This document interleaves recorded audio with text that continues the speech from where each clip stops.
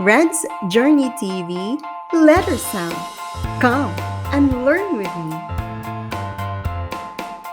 Hello everyone, I am Teacher Risa. Do you know what is the third letter of the alphabet? Can you guess?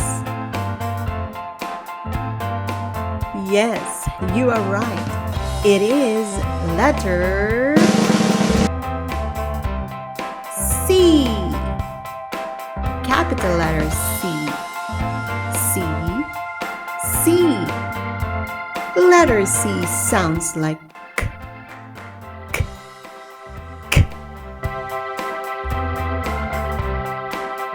Letter C is for cake. Letter C is for cookie. Letter C is for coat.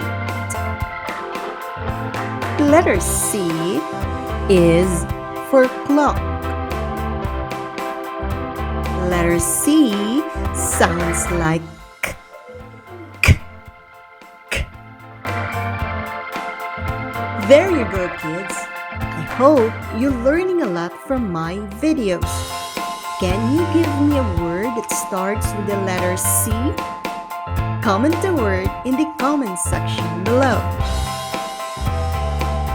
See you again in our next video.